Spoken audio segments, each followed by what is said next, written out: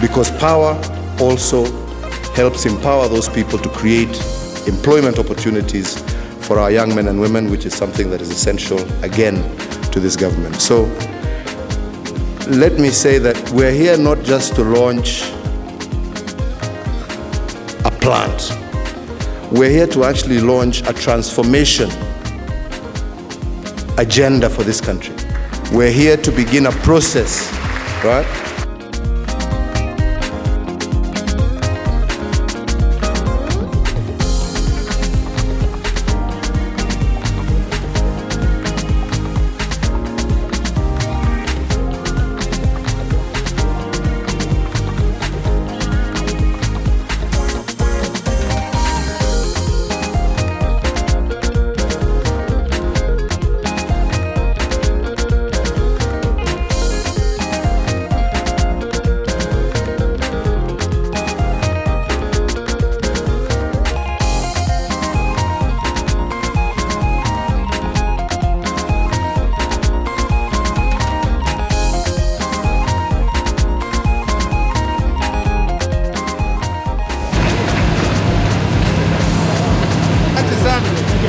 We are going in.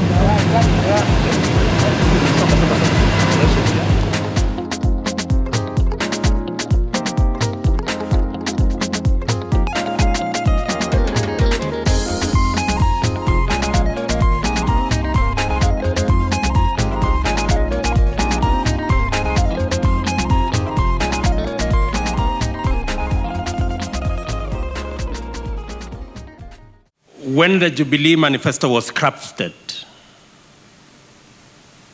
it was not just an instrument to mobilize votes for purposes of winning an election. It was supposed to be a basis, and that is what it is, for the transformation of our country, where pledge meets action and promise meets commitment and reality. This afternoon is a testimony of the transformation envisaged in the Jubilee Manifesto. Infrastructure is a major component of that transformation in the Jubilee Manifesto. And infrastructure was meant, and it is the instrument that we are going to use to power the wings of our transformation and the engines of our growth. 10 days ago, on the 7th of November, the formal construction of the standard gauge railway started. On the 7th of October, the construction of the standard gauge railway on the first 140 kilometers started. On the 1st of November, the rest of the 400 kilometers of the standard gauge railway will begin construction. 2 days ago, contractors and engineers were finalizing the road construction program on the 2,000 initial kilometers of our 10,000 kilometer program around the country. Today here is historic.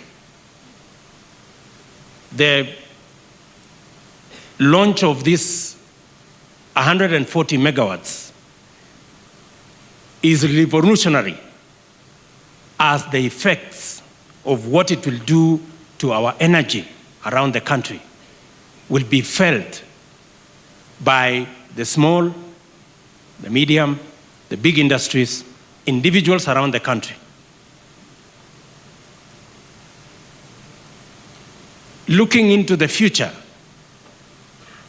we believe very strongly that the program that you, Mr. President, have rolled out, and those of us in government supporting that program, will actually transform this country beyond recognition.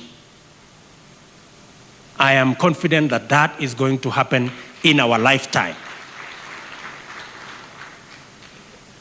let me ask all of us to join hands in making sure that we create the necessary synergy for us to take this transformation to its logical conclusion. The other plan is also to make power available to mwananchi. This in turn will, I believe, strongly reduce the rural-urban kind of migration. We want people living in Naivasha to be able to access, that power here in Naivasha. We have this plan to connect all our primary schools. The program is geared, and we hope that by the end of this financial year, every single primary school will have power. That is not power that is going to be directed just to the primary school. It means that every mwananchi living within a radius of that primary school will also be able to be connected to that grid. That will not only help ensure that our homes are lit up, but it will also ensure that rural industry is also able to develop. Ile kijana ambaye alikuwa anatafuta kazi ya kufanya, sasa kwake nyumbani au kwa kijiji yake anaweza kuanza kazi yake ya welding, kuweld madirisha ya shule, kufanya kazi yake ile ingine ambayo ako naye. That I strongly believe will even hasten our 2030 agenda by bringing power available, making power available to people at affordable rates.